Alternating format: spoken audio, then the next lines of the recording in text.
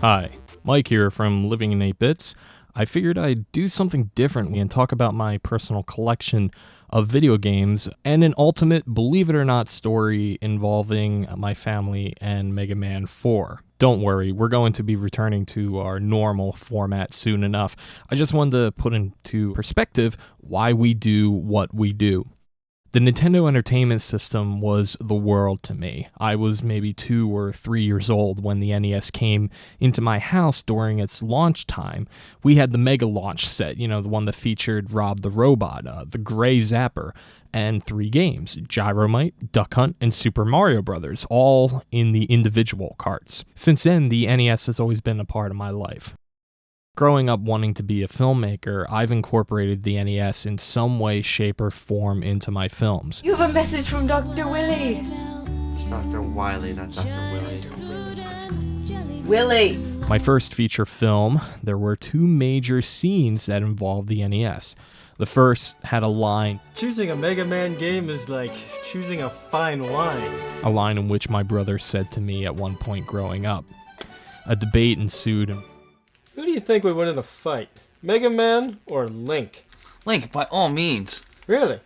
I'd have thought Mega Man would have kicked Link's ass. There was also a scene at the end of the film that equated blowing on NES carts to life by creating a temporary fix but causing more damage by blowing. Very philosophical, I know. After completing my second feature film, No Footing, I felt a need to make films in a style similar to how it was growing up. Similar to like the backyard style where you just take the camera and go and see what you get. Living 8-Bit spawned out of this, especially because of the recent boom of retro nostalgic related web series by the likes of James Rolfe and Doug Walker. They were pretty big inspirations into wanting to launch Living 8 Bits, and it became even more special after getting a chance to work with James on his series Overanalyzers, and while on set just talking classic gaming with him and Mike from Cinemassacre. My collection is by no means massive compared to those like James or Pat the NES punks, but I do have a good majority of the essentials, like the Mario Brothers games, both Zeldas, and all 6 Mega Mans. We'll get back to Mega Man in just a minute. My brother and I took great care of our games and the systems. Each NES game has always had its dust covers, which I never understood why people just tossed them aside. We cleaned our games frequently, never blowing on them. We even replaced a pin adapter in the NES itself long before the internet had YouTube video tutorials of how to do so. The same care went for our Sega Genesis, Nintendo 64, and now the Wii. I've just in recent years finally got a Super Nintendo. I actually never had one growing up.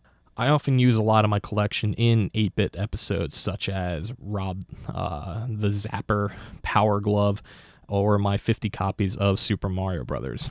Why 50 copies? Because when Funkoland was still around, they used to sell it for 7 cents each.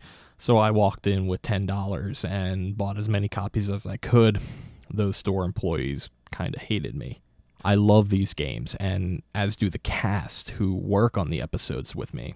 But as promised, here is the ultimate Living in 8 Bits, believe it or not, story that involves myself, my brother, and Mega Man 4. I, like many others, subscribe to Nintendo Power.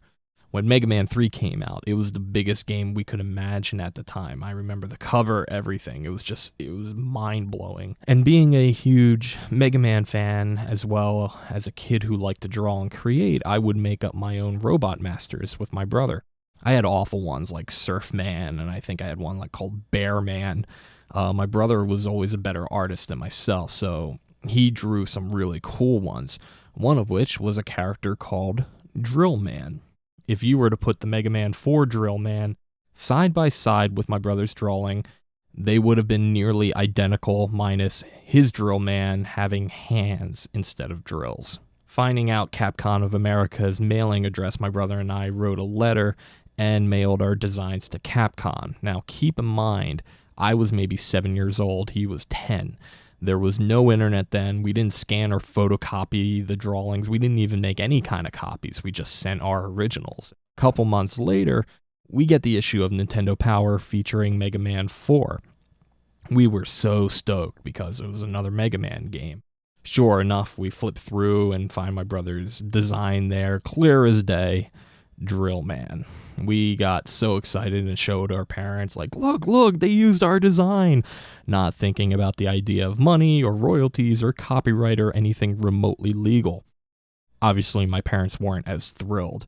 My dad then spoke to Capcom of America or some representative there who claimed that it was just a sheer coincidence, but why don't we take this complimentary copy of Mega Man 4 before anyone else had it? And my brother and I, we kind of looked at each other and we each had the same reaction.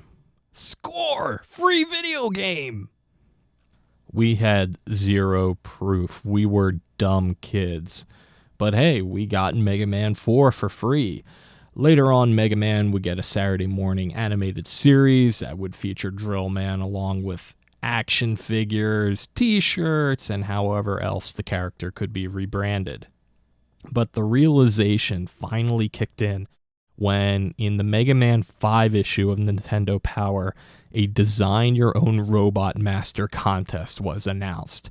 That was when my brother and I realized how dumb we were about this whole situation. We still talk about it to this day, but I figured it would be a fun believe it or not story and connection from us to Mega Man 4. So that's my collection and why we do Living in 8 Bits. Hope you enjoyed this information, and we look forward to continuing to make episodes when we have the time. For our fans, we appreciate the support you have given the show. Help us get more subscribers and views on some of our past episodes.